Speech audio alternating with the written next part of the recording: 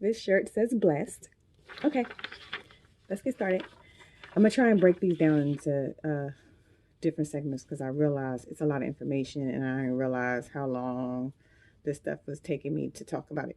So I'm going to try and cut this down to be short and cover different stuff in different segments. Okay, so this one is about budgeting. All right. This one takes work on your part. People be like, oh, do my budget. Yeah, I can't do that. Especially if you didn't follow these rules first. I need at least 30 days of you not spending any cash whatsoever at all. Okay, so this was taught in actually a free financial class in the military. But yeah, again, I didn't need it. So what you do is I tell people electronically spend for 30 days. And that's minimum for 30 days. As is. Don't cut anything out. Don't say, I'm going to bring my lunch. I'm not going to eat Chipotle. No, if you eat that, eat it. I do realistic budgets, meaning this is your life. This is what you actually do. I do realistic budgets. Don't cut out anything that you do. For 30 days, I need you to live your life electronically. If you have to spend cash on something, I need you to keep a check register with you. So, a checkbook, checkbook register, ask your bank, they're free. Can I have a check register? You keep that check register. If you spend cash, you need to put in there exactly what you spent the cash on. Because to do a budget, you have to list the different categories you spend money in. So you'll have grocery store, you'll have eating out, you'll have mortgage, rent, water bill, electric bill, going to the club, church, tithes. You'll have different categories. So need to know exactly where you're spending your money at. The only way to do that is if you don't spend cash. A lot of people go to the ATM, get out money, and then be like, oh, what? Where's my money? What did I spend it on? Oh my gosh, I just ran through 500. I don't even know where it's at. I don't even have nothing to show for it. I definitely ain't got no food in the house. So it wasn't on food. And there's some stripper out there with $500. But you can't remember that you gave it to a stripper. You remember. So, no cash. If you have to spend cash, like, oh, I live by cash, check register. Every time you spend cash, every single penny, write it down. 30 days, bare minimum. That's how you need to do a budget. Once you put the separate categories in, like all you have to do is email shypimp74@gmail.com. SHYPIMP74@gmail.com. Okay? I will give you the email. I'll give you all the sheets that I use. I already created the sheets for you to tally up your debts and stuff and organize it. After that is done, you do the separate categories, how you spend money. After you do that, guess what? That's your budget. That's you. It's done. That's it. Now, what I need you to do after that is how much money you make after taxes, what comes into your account to spend. Okay? That's after taxes. Because some people get paid as a contractor and the contract work that they do, they don't get taxed. So they have to pay IRS directly themselves. So again, the money you get in that's not owed to anybody else, minus your bills. Whatever's left over, it needs to be like $1,000. If it's less than that, you're possibly living beyond your means and stuff needs to be cut out. That's just rule of thumb. I've had people, I've done their budget, and after I subtracted their bills, they had like $25 left over. What am I supposed to do with that? Nothing. There's nothing to do with $25. And they talking about, oh, I want to buy a house. Yeah, you're not ready. Because emergencies, when you're in an apartment, the landlord and stuff in the apartment complex take care of the stuff. When you go to a house that you own, that's you. You're the landlord. So, 25, I don't know. I've had stuff happen right before my daughter's birthday party and everything. So anyway, once we take care of that and do the budget, one of the myths is, okay, whatever's left over that's not spent on bills, all that goes into the savings account. Yeah, no, wrong answer. Myth. Okay. This is what I tell people. When you put stuff in a savings account, and there's 3 different savings accounts. But follow me here. Let me just make this generic statement first. When you put money in a savings account, I tell people a savings account is a bill paid. Once you pay a bill, you can't go back to that company and say, yo, Christmas coming up, so give me some of that electric bill money back. I ain't got enough for all the gifts that I need to get. You know, landlord, give me some of that rent back. Savings account treated as a bill. Once the money goes to the savings account, you can't pull it out at all. So if any of y'all are actually saving money, but every time an emergency happens, you go pull out the savings account, you're saving too much money. My cousin is like, how can you save too much money? I'll explain. I just said savings account is a bill. And there's 3 different savings accounts. So let's jump into that. The savings accounts, there's emergency savings account. That's the one that you can actually pull from for emergencies. There's retirement savings account. And then I call it the goal savings account. That's what I call it. It might be called something different on your financial website with your bank, but I call it a goal savings account. Okay, so I'm going to break down each. Let's start with the emergency savings account. With the emergency savings account, you need to come up with a money amount that is right for you and your family and your situation. And I tell people, think about how much it could cost to fix your vehicle if you have a vehicle. Think about if there was a funeral and you have to fly you and your family members to a funeral and possibly stay in a hotel, have a rental car and everything else. Add all those things up that could happen in your life and round up. People ask like, well, what's yours? I said, well, when I started, I was broke. So $2,000 was mine. But I only had one biological child. You know, since then, when I got on my feet, it then went up from $2,000 to say $10,000. Okay, that's my emergency savings. So emergency savings are only for emergencies. You cannot spend any of that money sitting there unless an emergency happens. So think about you and your family. If you got 5 kids and a spouse, okay, you shouldn't have the same emergency savings I have. Now, I'm not going to tell you that's wrong. All I'm saying is any emergency that has ever happened in your life, add that up and round up to near thousands. To me, 10,000 is a baseline for emergencies, period. Because you can get your car fixed and they'll be like, oh, that's going to cost $1,500. That's going to cost $700. And you be like, what can you give me for $200? Because that's all I got. I've seen it. I was literally sitting behind the person that said that. And they said 700 and she said, I got 2. So when you have this emergency money saved up, you don't have to worry about if somebody tell you it costs $700 to fix your car. You don't have to cringe. I got that. Oh, thank you. Not a problem. Fix it. Get it done. Make it safe for me and my family and others to be on the road. Okay? So set your emergency savings amount. All right? That's one. Retirement. I don't advise on any kind of stock, retirement accounts, or anything. That's you and your preference. Go talk to somebody. Don't go talk to a specialist. That's not me. I'm not the specialist. Okay? I did the Roth IRA because when it came out, they were like, we front load tax you, and then that's it. You'll never get taxed again. And as long as you don't take any money out until you're 59 and a half years old, the IRS ain't going to tax you. You know, there's penalties and interest penalties and everything. If you're not 59 and a half, yeah, it's coming. IRS is like, we see you. We got a whole department set up watching you.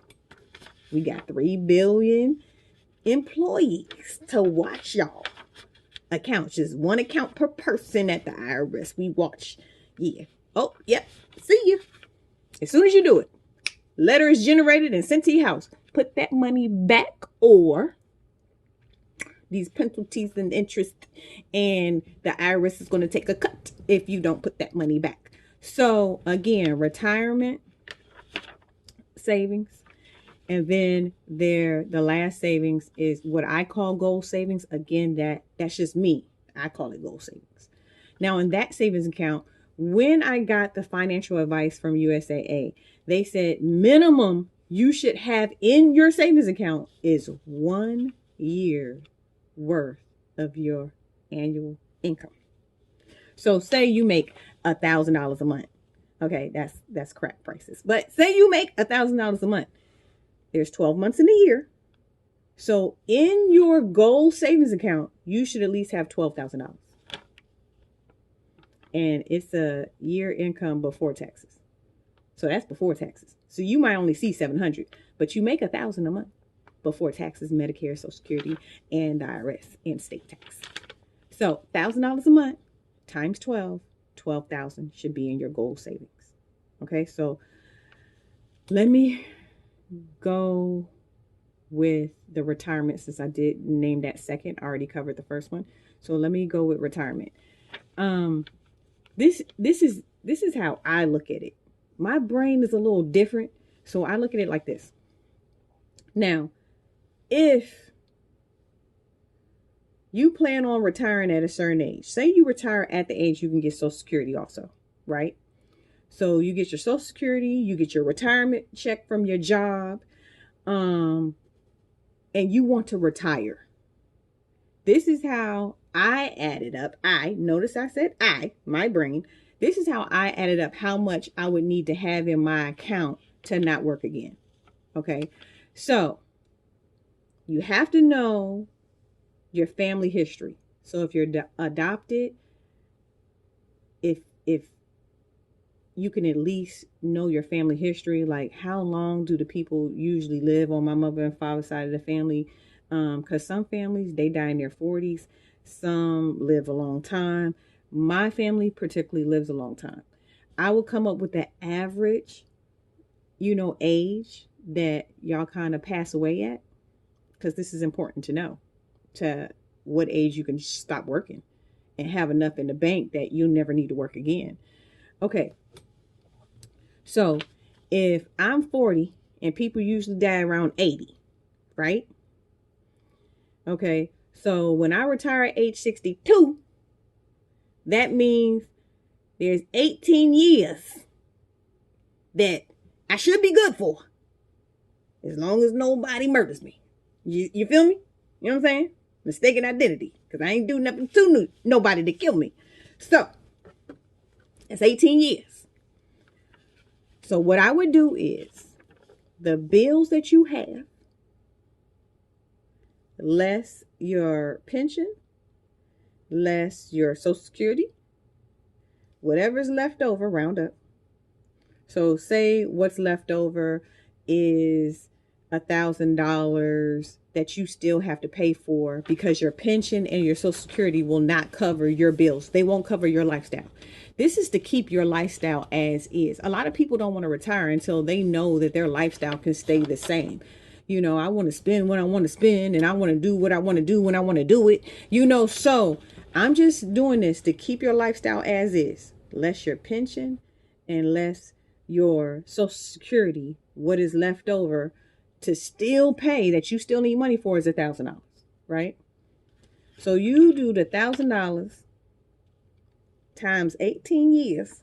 Don't do it times 18. I didn't say that. I said 18 years. Okay.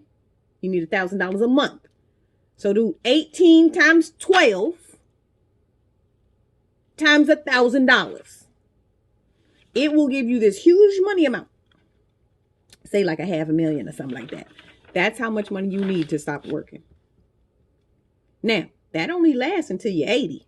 So, if you live past 80, So I did mine to 101 because the person that lived longest in my family died at 101, right before they turned 102. Actually, it was a few months before they turned 102. They passed away.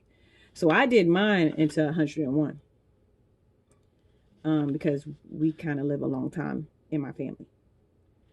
That's how much you need for retirement, period, to not work again. So whatever age you want to stop working, and whatever age normally your family, the longest they've ever lived in your family, that's how you calculate it. That's how I calculated mine. How you calculate yours could be completely different. Doesn't matter to me. Let's skip retirement. Let's move on. Again, not giving you no advice of where to invest, who to do a 401k, no TSP, thrift savings plan.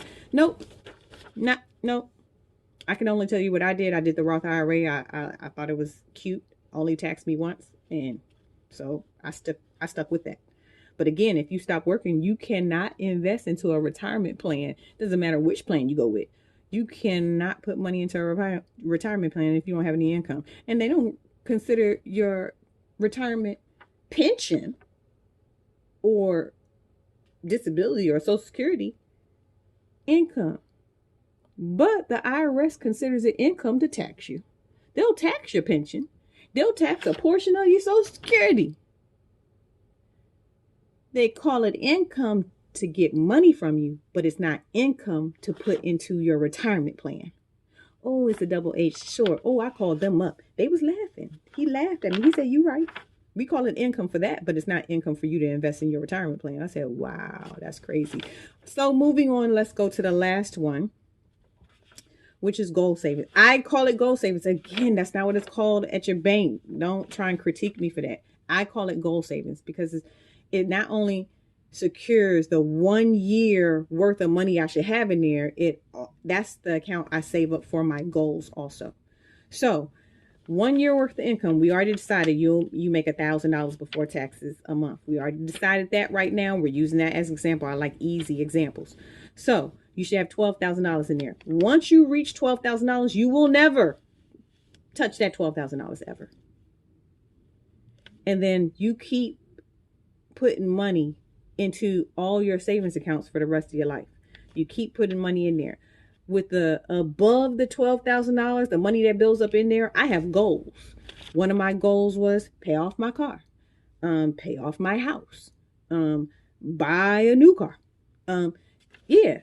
So the $12,000 I didn't touch, and I'm assuming because they didn't really explain why you put 1 year's worth of income in there. I assume maybe it's for if you ever lose your job or anything like that. People usually, it takes a few months to find another job. Maybe it's in there so you're not struggling on the economy or getting like unemployment or anything like that. Maybe it's for those reasons. But I'm just letting you know, if you go through a financial advising tool, and you don't have a year's worth in there, they're going to be like, "Ooh, nice try." But keep working at it. You're doing a great job. With saving money, let's go back to that example I used earlier. I'm just going to stick with that example.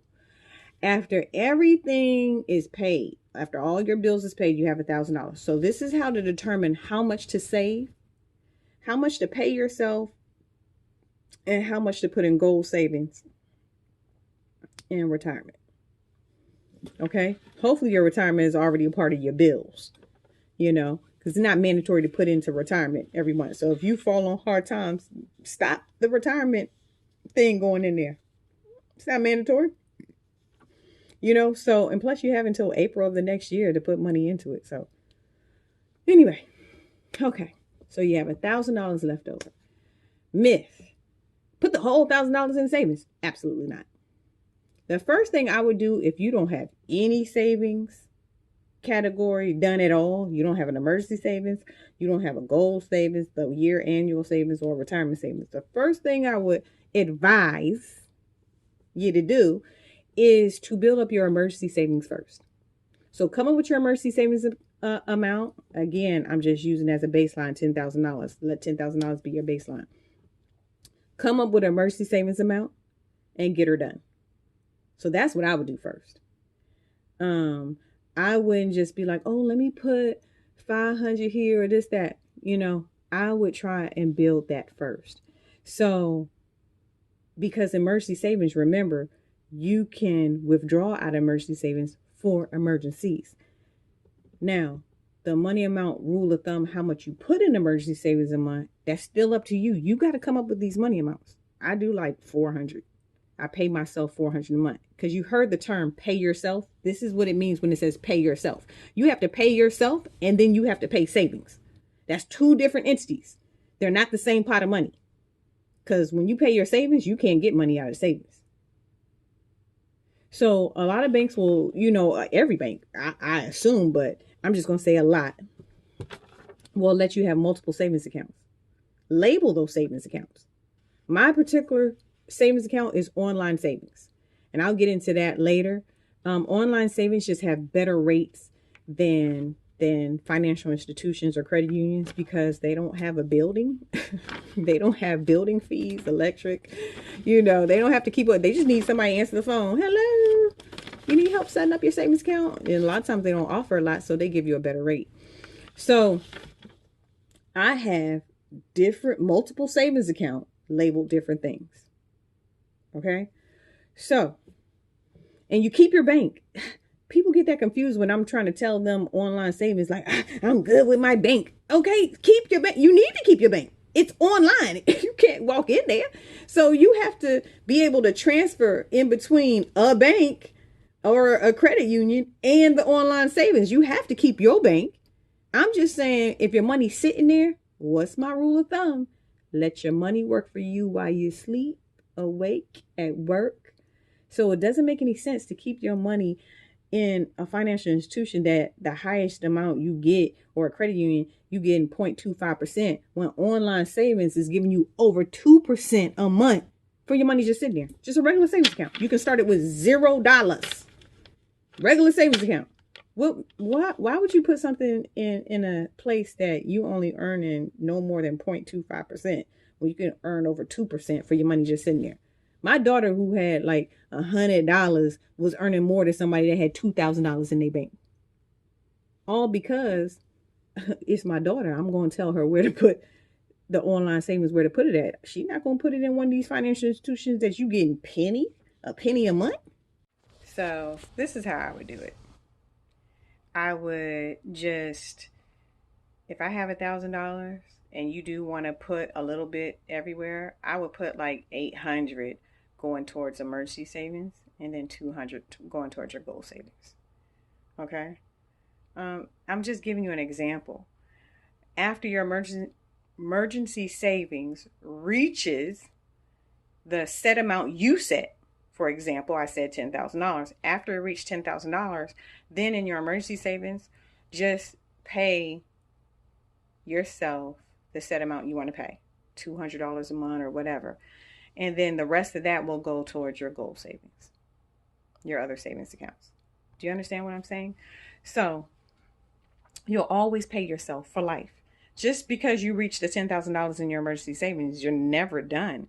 Because as soon as the money's spent, what do? Just start it back up again? No, you always pay yourself.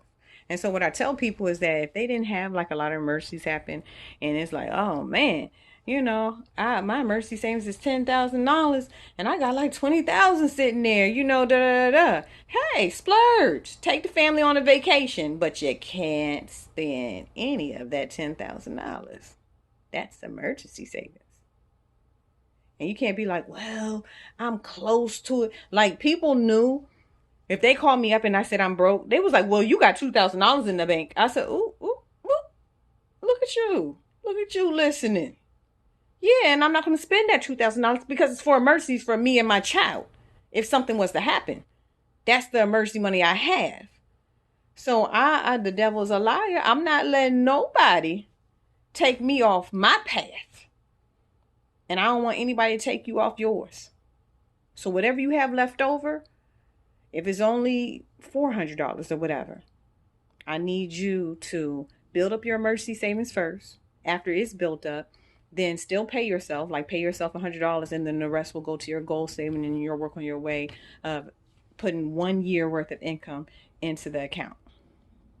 All right. This is budgeting. This is only the foundation.